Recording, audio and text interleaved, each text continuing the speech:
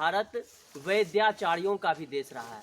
वैद्य भारत में बहुत सारे आचार्य हैं और भारत आप हम लोग जानते हैं कि भारत में जो भी आप जान रहे हैं वैद्य से संबंधित रोग से संबंधित जो भी है, भारत में इतनी प्राकृतिक संपदाएं हैं जिससे क्या कि पूरे विश्व को, ठीक है, हर्ब्स के रूप में, आयुर्वेद के रूप में इलाज किया जा रहा है। और जैसे क्या कि आइए आज हम उसमें से एक हर्ब्स के बारे में बताते हैं, एक हर्बल के बारे में बताते हैं जो बहुत ही कारगर और बहुत ही उपयोगी है।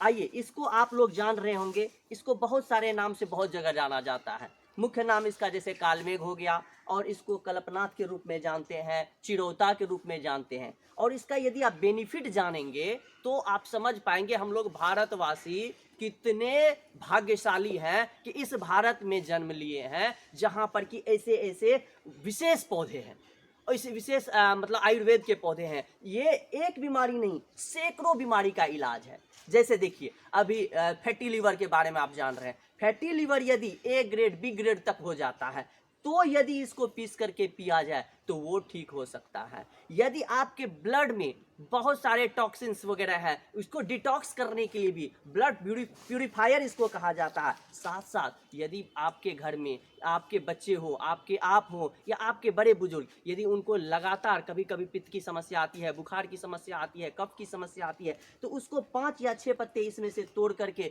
यदि आप उसको सुबह सुबह खाली पेट पिलाते हैं तो ये समझिए क्या कि उसका बुखार जो 1 सप्ताह मात करने के बाद कम से कम तो साल 2 साल तो फीवर आना ही नहीं है। अब सोचिए, ये है कल्पनाथ, कालमेघ। यदि आप इसको सर्च करना चाहेंगे, मैं चाहूंगा कि थोड़ा नजदीक से इस फोटो को दिखाने का कोशिश करेंगे ताकि कि सभी लोग पहचान पाए। इसको कालमेघ या कल्पनाथ के रूप से जान रहे हैं, ठीक है। और ये बहुत ही उपयोगी पौधे हैं और मैं चाहूंगा कि आप सब भी अपने अपने घर में इस तरह का पौधे लगाएं। और मैं हमारे यहाँ बहुत सारे इस तरह के आयुर्वेदिक पौधे हैं जिसके बारे में मैं बारी बारी से बताऊंगा। मेरे मतलब कि बहुत बड़ा कैंपस में बहुत सारे पौधे लगाया हुआ हूँ और जिसमें है ये है, आज मैं आपको कालमेघ के बारे में मात्र बताना चाहूँगा, बाकी और भी आयुर्वेद के बारे में बताऊँगा। और ख़ास करके एक बात हम लोग को ये मान के चलना है क्योंकि अब आयुर्वेद को अपनाना ही ज़रूरी है। यदि आप आयुर्वेद को नहीं अपनाते हैं तो समझिए क्या कि एक रोग से तो आप मुक्त हो रहे हैं लेकिन बहुत सारे रोग का पिटारा आप खुद बन रहे हैं।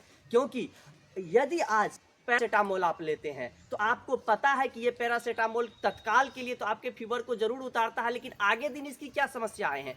बहुत सारे एंटीबायोटिक्स जो आपको मार्केट में अवेलेबल हैं उस तरह के लेते हैं। एंटीबॉडी तो तत्काल के लिए उस रोग को दूर करने के लिए तो तैयार किया जाता है, लेकिन फिर भी वो आपके लिए कहाँ तक हार्मफुल है इस चीज़ का हम लगा नहीं सकते। इसलिए मैं चाहूँगा कि आप सब क्या कि अब अंग्रेजी दवाई से हट करके और आयुर्वेद के तरफ चले, क्योंकि यह फायदे के साथ साथ नुकसान का कोई चांसेस नहीं है। यदि आपको मान लेते हैं यदि ये इस तरह से फायदा नहीं किया तो आपको नुकसान भी नहीं करेगा। और यह हमारे भारत की संपदा है, प्राकृतिक संपदा है और हमारे देश से आपको पता होगा क्या कि एक्सपोर्ट किया जाता है, ठीक है। बाहर वाले देश वाले हमारे यहाँ से इंपोर्ट करते हैं इस तरह की चीज़। ये जो है ना, पहले ये बहुत जगह मिलता था लेकिन हम लोग क्या किए हैं, इतना मतलब इस तरह का कीटनाशक वगैरह, इस तरह का मतलब ऑर्गेनिक वगैरह यूज़ किए हैं ताकि हमारे यहाँ से ये सब जो संपदा खत्म हो गया। लेकिन हम लोग को चाहिए कि इसको बढ़ावा दे, आयुर्वेद के तरफ जाए, क्योंकि आयुर्वेद है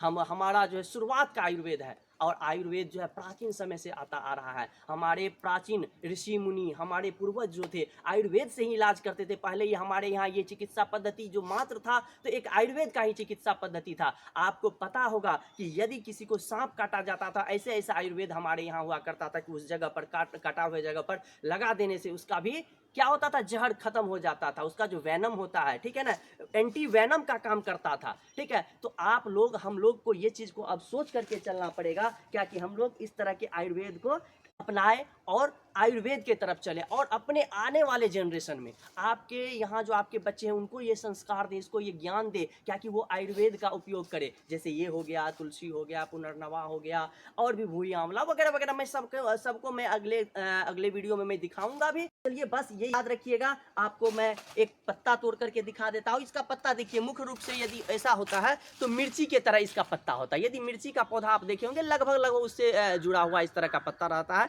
लगभग। और ये ये मतलब कड़वा होता है। यदि आप पिएंगे ना तो कड़वा सा, काफ़ी कड़वा होता है। यदि ऐसा हो तो थोड़ा सा, और बहुत ही इसको कुछ नहीं करना है, थोड़ा सा ऐसे पत्ते को सुबह सुबह, यदि आपको लगे कि पीस के नहीं पी सकते हैं तो सुबह सुबह क्या करना है, ऐसे एक आध पत्ते को तोड़ना है, देख लेना है। यदि वॉश करने का सुविधा हो तो ठीक है, नहीं तो ऐसे भी करके इसको इस तरह से चबा सकते हैं। इस तरह से चबा करके और क्या करते हैं, इसको पानी पी सकते हैं, क्योंकि ये जो है बहुत ही उपयोगी है। थोड़ा सा तो लगेगा, कड़वा लगेगा, जैसे आपके गले तक लगेगा क्या कि ये कड़वा है, लेकिन जितना ही कड़वा ये है उतना ही बीमारी के लिए भी ये कड़वा है। बीमारी इसके पास फटक नहीं सकता है। तो चलिए, आज मैंने आप लोगों को कालमेघ या कल्पनाथ या चिरौता, जिस रूप में आप इसको जानते हैं, इसके बारे में बताया, और आप लोग भी इसका उपयोग करिए। बहुत बहुत धन्यवाद।